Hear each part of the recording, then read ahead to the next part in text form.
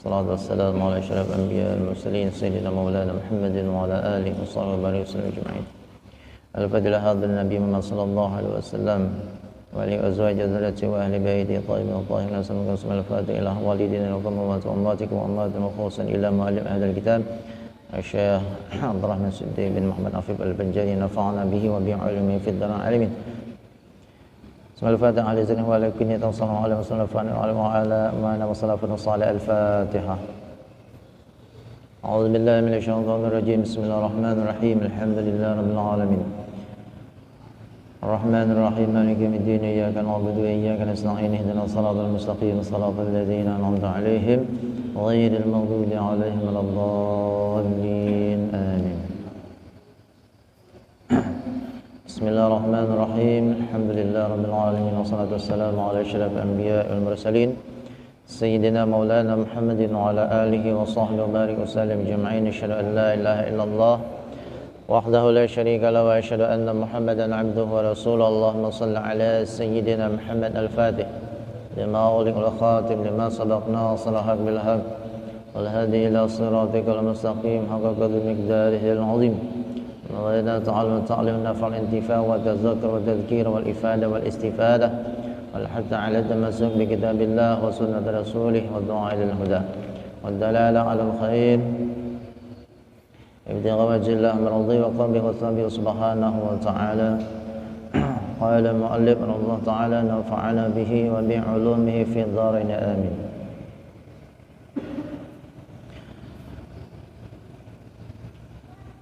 Dan yang ke-10 adalah tadabburun lil qiraah. Tadabburun lil qiraah yang mana sebelumnya yang sudah kita jelaskan tentang masalah ikhlas ya. Ikhlas terbagi kepada dua, ikhlasul abrar dan ikhlasul muqarrabin. Ikhlasul abrar, ikhlasul dan ikhlas al-muqarrabin. Al-ikhlasul abrar yaitu seseorang yang beramal ia karena semata-mata menjunjung perintah Allah Ta'ala dan tiada mengqasad ia akan sesuatu yang lain daripada Allah Ta'ala seperti memohon surga ataupun meminta jauhkan daripada api neraka, tidak ada ya, itu ikhlasul abrar sudah. Jadi memang inya beramal itu ya untuk menjunjung perintah Allah, karena itu perintah Allah sudah, bukan karena takut neraka dan bukan karena menghendaki surga. Kenapa?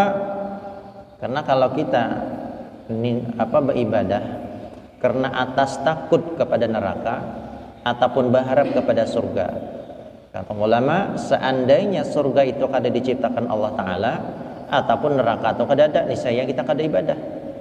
Karena kada ada yang dikotani, kada ada, ataupun yang diharap kada ada. Maka harapan kita surga aja kalau beramal tuh. Yang kita kotani adalah neraka. Ternyata neraka kada ada misalnya ya, surga kada ada, berarti yang diharap kada ada, yang dikotani kada ada. Maka kita kada bakal mau beribadah. Itulah maka kata ulama ikhlasul abrar adalah ketika dia beribadah memang itu atas perintah Allah Subhanahu wa taala, mengharapkan keridhaan Allah Ta'ala. Setelah dia beribadah ya, setelah dia ibadah, salat, zikir, baca Quran, salawat, di manakah terserah aja di manakah Allah Subhanahu wa taala mendak inya kaina di akhirat terserah. Karena neraka dan surga bukan tujuan. Ya, tujuannya adalah mencari ridha Allah. Dia akan ridha walaupun diletakkan ke dalam neraka, yang penting di situ ada keridhaan Allah Ta'ala. Jadi kalau orang dimasukkan Allah ke dalam neraka tapi Allah ridho kepada dia, maka kada bakal merasa panas. Karena di situ ada keridhaan Allah Subhanahu wa taala. Contohnya malaikat Malik dimasukkan ke dalam neraka. Penjaga neraka itu perak neraka. Kenapa kada kepanasan? Ya karena Allah ridho dengan malaikat itu. Makanya malaikat kada merasa panas. Jadi dimanapun kita ini diandak Allah Ta'ala, yang penting di situ ada keridhaan Allah Ta'ala, maka kita akan selamat. Nah, jadi itu yang paling utama dituju adalah keridhaan Allah Subhanahu wa taala, jangan mengharap kepada yang lain. Jadi kalau bisa sudah kayak itu, tingkatan ikhlas kita adalah tingkatan ikhlasul abrar. Kalau ikhlasul muqarrabin itu lebih tinggi lagi. Nah, ikhlas muqarrabin lebih tinggi lagi.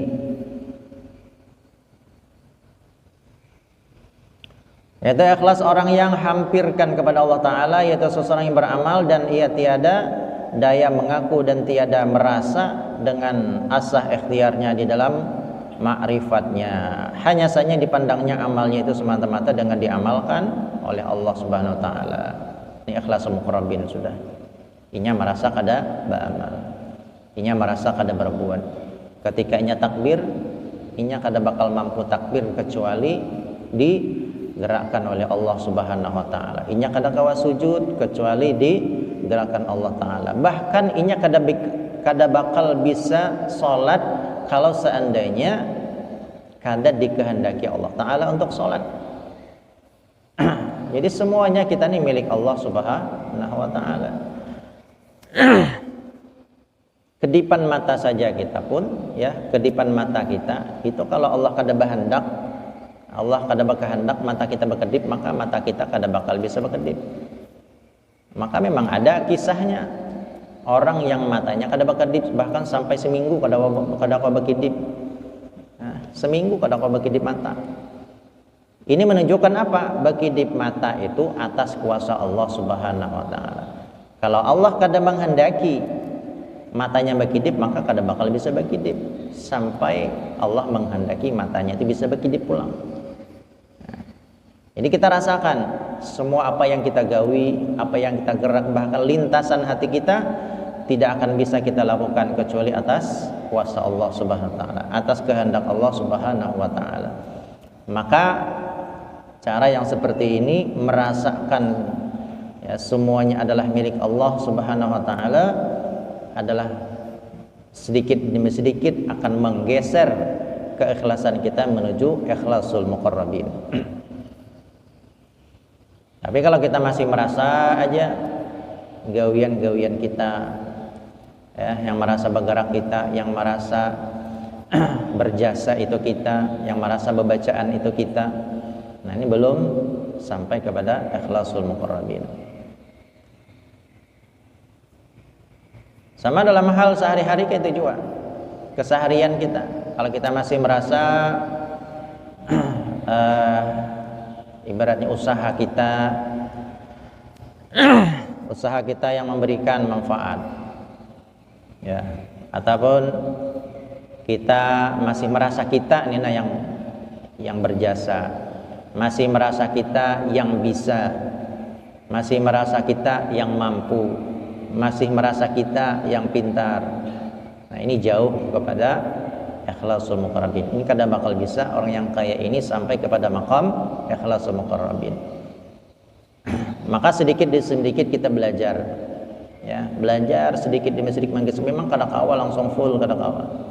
Ya, sedikit rasakan bahwa gerak-gerik kita ini, lintasan hati kita itu semuanya datang dari Allah Subhanahu Wa Ta'ala. Allah yang menggerakkan kita. Bahkan daun yang kering pun, yang ada di atas pohon, daun yang kering itu tidak akan jatuh kecuali atas kehendak Allah. Ya, kalau daun itu kada dikehendaki Allah maka tidak akan jatuh. Dan daun yang hijau itu pun kalau Allah berkehendak jatuh ya jatuh.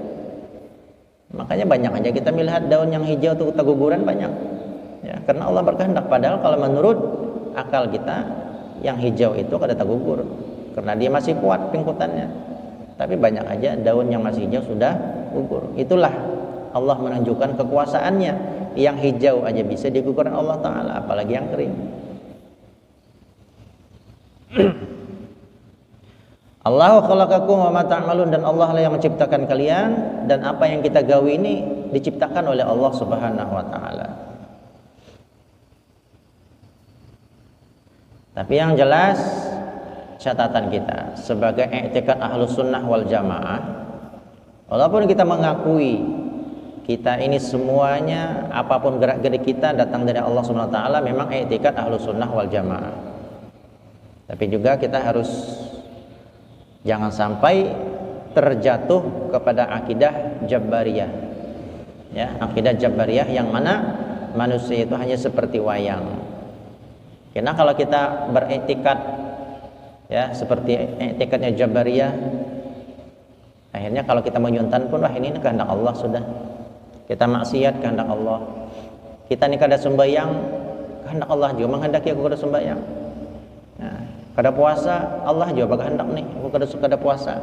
Nah, ini sudah jatuh terjerumus kepada faham Jabariyah yang mana memang dia membulatkan diri semuanya itu kada ada bisa apa-apa kecuali dari Allah Ta'ala. Maka ahli sunnah wal jamaah itu memberikan solusi ataupun mediasi antara Qadariyah dengan Jabariyah, yaitu ahli sunnah wal jamaah ada yang namanya ikhtiar. Kita pun diberi Allah SWT ikhtiar, artinya kita diberikan kemampuan Allah Ta'ala ikhtiar untuk bisa berusaha. Nah, usaha inilah yang membedakan antara kita Qadariyah dengan Jabariyah. Kalau Qadariyah ya sebaliknya Jabariyah. Kalau Qadariyah itu merasa yang punya kuasa ya dia, ya yang merasa kuasa ya dia, yang pintar ya inya. Nah, itu Qadariyah, itu merasa dia yang punya kemampuan. Tapi kalau Jabariyah sebaliknya. Jadi ahlu sunnah wal jamaah antara Qadariyah dan Jabariyah ya karena kita diberikan ikhtiar oleh Allah Subhanahu wa taala. Jadi tetap aja kita berusaha. Ya, tetap berusaha untuk menjadi yang terbaik ya, untuk menjadi orang yang dekat dengan Allah Subhanahu wa taala, tetap menjalankan ketaatan kepada Allah taala, menjauhi maksiatnya Allah karena kita diberikan ikhtiar oleh Allah. Ikhtiar itu pun dari Allah juga. Ya, kita ini mampu berikhtiar karena dari Allah Subhanahu wa taala. Kalau kita ada bisi ikhtiar, maka hidup ini seakan-akan air yang mengalir. Ya. Hari ini kada begawi, ya. Kan Allah juga berikan rezeki. Nah, hari ini kada sembahyang, Allah juga menghendaki kada sembahyang, kada puasa. Ya. Jadi lemah dalam beribadah, lemah dalam berusaha kalau dia terjatuh kepada paham Jabariyah. Jadi beradalah di antaranya ya, Qadariyah kada, Jabariyah kada. Kita kada merasa kita kuasa, kita tetap merasa kita kada kuasa, tapi ada ikhtiar yang diberikan Allah Subhanahu wa taala.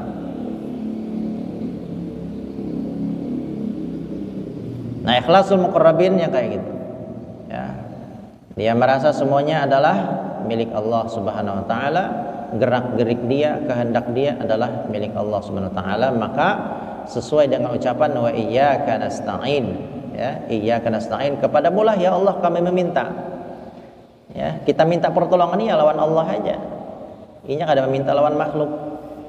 Walaupun secara wasilah makhluk yang memberi, tapi tetap permintaannya kepada Allah.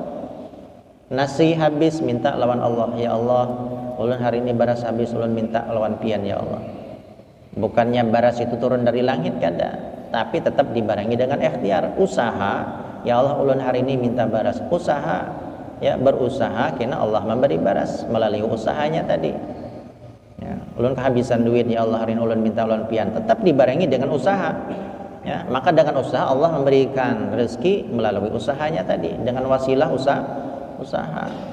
Makanya usaha kita itu yang perlu kita pahami adalah kita ini berusaha, kita tuh berdagang. Kata guru Bahid, berdagangnya kita, berusaha kita kada bakal menambah rezeki. Ya, kita berdagang tuh kada bakal menambah rezeki, dan kada berdagang pun kada bakal mengurangi rezeki. Jadi artinya apa? Berdagangnya kita itu adalah sebagai ikhtiar kita kepada Allah, karena rezeki itu memang sudah ditentukan. Mulai kita di zaman azali itu sudah ditentukan rezeki kita seini, yang ini seini, yang ini seini. Jadi di dunia ini kita hanya mencari asbabnya saja. Orang ini dijadikan Allah kaya, asbabnya ini, ya, beisi sarang burung. Asbabnya berdagang, asbabnya pegawai, asbabnya banyak mengisi tanah. Itu asbab aja. Jadi usaha kita kada menambah rezeki, kada berusaha juga kada mengurangi. Nah, kalau kita sudah mengetahui itu, jadikanlah dagang itu sebagai ibadah kita kepada Allah Ta'ala. Nah, jadi berdagang itu mengumpati perintah Allah Subhanahu Wa Ta'ala, itu aja niat berdagang itu. Makanya salah satu tanda-tanda bahwa berdagang itu, berusaha itu kada bakal menambah rezeki, banyak orang yang sama dagangannya, yang seekong banyak dapatnya, yang seekong kada. Ini adalah salah satu tanda bahwa ya dagangnya sama, jualannya sama, tapi hasilnya beda. Nah, maka Allah lah yang memberikan rezeki. Jadi jadikan usaha kita itu sebagai wasilah ibadah pendekatan diri kepada Allah Ta'ala. Orang yang dagang kalau niatnya adalah untuk ibadah kepada Allah, maka akan teraplikasi ketika dirinya berdagang, akan jujur, ya, kada pernah bohong, kada pernah menipu, kada pernah mengurangi timbangan, karena niatnya dagangnya untuk ibadah. Nah, ya, seperti inilah ya, kalau kita punya keyakinan kepada Allah Subhanahu Wa Ta'ala, maka nyaman ya, pedagang yang berilmu, pegawai yang punya ilmu, maka setiap tingkah laku, gerak-geriknya jadi ibadah. Jadi usaha kita itu adalah kita jadikan sebagai ibadah kepada Allah Subhanahu Wa Ta'ala. Nah, kalau kita sudah niat untuk ibadah, Allah beri rezeki, alhamdulillah. Dan ternyata kita sudah berusaha berjualan seharian, buka toko, kada payu juga. Bukan niat kita untuk ya mencari keuntungan, itu bukan niat kita. Karena niat kita adalah untuk ibadah. Jadi Allah beri syukur, Allah kada beri kita sabar. Maka tidak ada kesedihan, kegundahan, kekacauan dalam hati kita. Ala anna awliya Allah la khaufun alaihim wa lahum yahzanun. Para wali Allah, orang yang dekat kepada Allah Subhanahu Wa Ta'ala, tidak ada kesedihan di dalam hati mereka. Ya, hati mereka tidak pernah gundah tentang masalah dunia ini, kada pernah sedih. Walaupun inya kada mendapatkan dunia, inya kada bakal sedih. Inya mendapatkan dunia pun kada bakal merusak hatinya. Nah, ini para wali Allah Ta'ala. Ini yang ngalih, kita umpat itu ngalih ya. Karena kita ini masih ada sifat yang namanya hubbud dunya, cinta kepada dunia. Kalau kita sudah masuk ya kena penyakit hubbud dunya, cinta kepada dunia, maka akan sempitlah hati kita. Karena goncangan sedikit pun hati kita jadi kacau. Kenapa? Dunia yang ganal kita masukkan ke dalam hati. Hati kita halus. Maka hati kita kada muat memasukkan dunia ke dalam hati. Seharusnya dunia itu tetap aja di tangan, jangan sampai masuk ke hati. Itu istilahnya. Nah, ini memang yang sayogyanya seharusnya kita tingkatkan ya, sikap kita kepada dunia itu seharusnya kayak itu, seharusnya. Walaupun secara teorinya kayak itu, tapi secara prakteknya pun kita ngalih mengamalkan. Tahu aja prakteknya, teorinya kayak itu, tapi prakteknya tidak mudah. Ya. Tapi paling kadang kita tahu teorinya barang dulu kan. Ini kalau sudah kita nih merasa sedih kehilangan dunia, ya, merasa gelisah karena kada dapat rezeki, hari ini sudah buka toko seharian kada dapat jual rezeki, sedih hati kita. Nah, berarti kita sudah tahu, oh ini ulun ini karena penyakit hubbud dunya, cinta kepada dunia. Berarti ulun ini sudah memasukkan dunia ke dalam. Jadi tahu paling kada penyakit kita. Nah, itulah kelebihan kita berilmu. Kita tahu itu kelebihannya di situ. Dibandingkan orang yang kada tahu sama sekali. Ya. Maka banyak orang yang stres. Ya, bangkrut, stres kan. Bahkan ada sampai bunuh diri gara-gara kada kau makani anak, gara-gara kehidupan sehari-hari susah sampai bunuh diri. Nauzubillah min dzalik.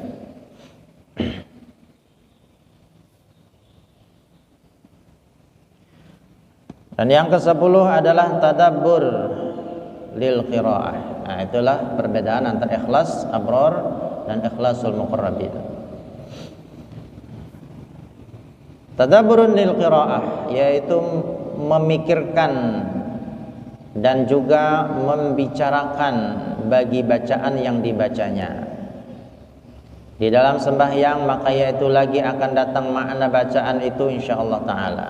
Tadabbur qiraah ini akan ada pembahasan khusus nantinya. Yang jelas kesimpulan tadabbur ini adalah ketika kita mulai takbiratul ihram, ya, mulai takbiratul ihram itu sampai salam kita tadabbur, merenungkan apa yang kita baca. Tahu yang kita baca itu apa? Allahu Akbar, Allah Maha Besar. Renungkan kebesaran Allah Ta'ala. Alhamdulillahirabbil alamin, segala puji bagi Allah. Renungkan ya, segala pujian hanya untuk Allah Subhanahu wa taala.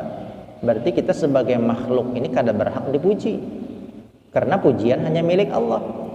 Bukan milik makhluk pujian itu. Berarti pujian itu seperti apa? Bagus, indah, ganteng, bungas, pintar, berilmu. Berarti milik Allah berataan. Kalau kita pang dipuji, oh orang ini bungas, orang ini berilmu, orang ini pintar, maka kembalikan kepada Allah Subhanahu wa taala. Allah lah yang memiliki kepintaran. Allah lah yang memiliki keindahan. Kita kada bisi, semua berian Allah taala semua. Semuanya pinjaman Allah Subhanahu wa taala. Itulah makna tadabbur ya, sampai mengucapkan salam. Assalamualaikum warahmatullahi.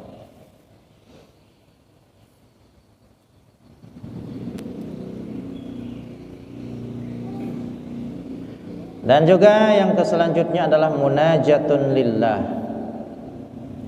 Ya, munajat kepada Allah Subhanahu wa taala artinya berkata dan berhadap dengan rohnya dan sirnya bagi Allah taala, maka inilah sebesar-besar rahasia batin sembahyang. Jadi rahasia paling ganal di dalam salat itu ya munajat tadi. Ya, rahasia paling ganal yang banyak orang merasakan manisnya salat, lezatnya salat, salat menjadi qurratul uyun, sejuk di mata ini ya di munajatnya ini. Kalau kita bisa memaksimalkan dalam munajat kepada Allah taala di dalam salat, maka insyaallah akan besar potensi kita akan mendapatkan kelezatan di dalam salat itu. Makanya seperti yang sudah pernah kita ceritakan, ada yang dalam salat itu ketika dia sudah takbir itu kada mendengar lagi suara orang dihiga, apakah anaknya ribut, berkuriakan, kada dengar lagi kalau sudah takbir itu. Ada juga di antara mereka kalau sudah takbir ya sampai istighraq, tenggelam kepada Allah Subhanahu wa taala. Hendak sujud harus dipadahi, hendak ruku harus dipadahi, hendak salam harus dipadahi. Kalau kada ya terus tupang sujud selawasan. Karena ketika dia sujud nikmatnya luar biasa. Ketika dia ruku nikmatnya kepada Allah luar biasa. Ya. Jadi kada ingat lagi hendak bangun tuh kada ingat lagi. Bahkan merasa uyuh di awak tuh kada merasa lagi. Ya. Maka kada heran juga di antara mereka itu banyak yang sholat 2 rakaat menghatamkan Al-Quran. Kalau kita pikir secara akal menghatamkan Quran itu bisa membutuhkan, menghabiskan beberapa jam. Bisa 10 jam, 8 jam. Bayangkan kalau berdiri selama 8 jam kayak apa lawasnya. Ya. Ini orang-orang yang dekat kepada Allah Ta'ala sanggupnya 2 rakaat itu khatam Quran. Seperti Sayyidina Utsman bin Affan, sahabat Nabi SAW. 2 Quran, 2 rakaat khatam Al-Quran. Kada uyuh kah? Ya. Kalau logika kita uyuh. Tapi karena orang yang kayak ini semakin lawas semakin nikmat, semakin lawas semakin lezat, maka kada ada rasa uyuh lagi. Ya, semakin lawas sembahyangnya semakin nikmat. Bahkan di antara sahabat ya sampai-sampai ke-7 membaca ayat panjang ditegur oleh Nabi. Ya. Nabi yang menagurnya, wahai fulan ya Rasulullah jangan panjang-panjang baca surah tuh, kasihan kekanakan di belakang ada yang menangis. Padahal sahabat ini kepengen surah yang panjang-panjang supaya apa? Supaya mendapatkan nikmat dalam sholat tadi luar biasa. Tapi karena pertimbangan Nabi, ada kekanakan yang umpat, kekanakan halus, ada yang menangis dan sebagainya, maka Nabi baca surah yang pendek-pendek saja. Ada juga di antara mereka yang ketika sholat yang hendak diamputasi kakinya, ya, ketika sholat ditatak betisnya kada merasa. Nah, luar biasa biusnya itu, ya sudah dibius kecintaan, kerinduan kepada Allah Subhanahu Wa Taala. Sehingga apapun yang terjadi kepada dia tidak ada merasa lagi. Al-Imam Ali Zainal Abidin ketika sholat rumahnya terbakar kada merasa. karena dia sudah lebih ditakutkan dengan apinya Allah dibandingkan dengan apinya dunia. Nah, orang-orang yang di sini karena dia memaksimalkan munajatnya kepada Allah Subhanahu wa taala.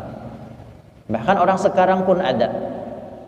Ya, orang sekarang pun banyak juga yang seperti itu. Di antara salah satunya yang pernah ulun temui itu cucunya daripada Habib Soleh Tanggul. Ini bebinian padahal. Ya, ngaran Sidin Hababah Ummi Fadlun. Sekarang Sidin badiam di Samarinda. Udah uzur benar wah ini, ya. Beliau ini kalau sholat itu, ya, ketika sudah takbir Allahu Akbar itu kadang merasa itu awaknya naik ke atas, ya, kadang terasa awaknya naik ke atas saking memaknai dan meresapi makna kebesaran Allah Ta'ala sampai awak Sidin terangkat ke atas, bahkan bisa sampai ke pelapon rumah. Itu menurut cerita Sidin seorang. Nah, jadi orang-orang yang seperti itu karena dia sudah memaksimalkan munajat kepada Allah Subhanahu wa taala.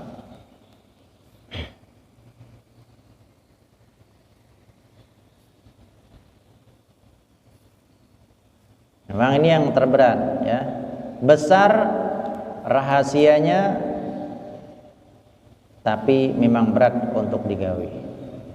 Ya. Karena kadang-kadang masih aja munajat kita ini kepada Allah dalam sholat kada maksimal. Kenapa kita kada bisa kayak mereka? Karena munajat kita kada sama dengan mereka. Itu aja bedanya. Mereka munajatnya sudah luar biasa. Rohnya dan sirnya, ya, rohnya dan sirnya sudah koneksinya kepada Allah SWT sangat kuat. Kalau kita ini sembahyang itu masih belum connect lagi dengan Allah Ta'ala. Hendak khusyuk aja ngalih, apalagi hendak munajat lawan Allah. Ketika kita salat masih aja tak ingat rumah, masih aja tak ingat dunia, masih aja tak ingat gawian. Nah, itulah yang menjadi hijab munajat kita kepada Allah Subhanahu wa taala. Nah, itulah yang perlu sedikit demi sedikit kita perbaiki dalam salat, ya, munajat kita kepada Allah Subhanahu wa taala.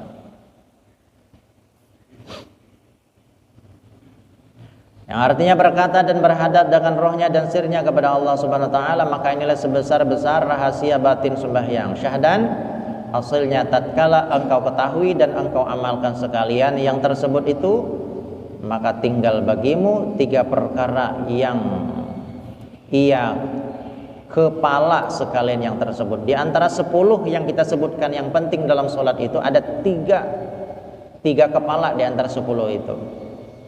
Ya, 3 kepala ini yang kada boleh dilepas dari kita. Kalau hendak mendapatkan kelezatan dalam sholat, qurratul uyun, qurratul ain, kesejukan mata ketika dalam sholat, ya 3 ini harus kita pegang. Ya, yang 3 ini harus kita kuasai. Yang 3 ini harus kita amalkan di dalam sholat. InsyaAllah akan kita teruskan dan kita bacakan pada pertemuan yang akan datang. Wallahu a'lam bishawab. Ala hadzini al-Fatihah.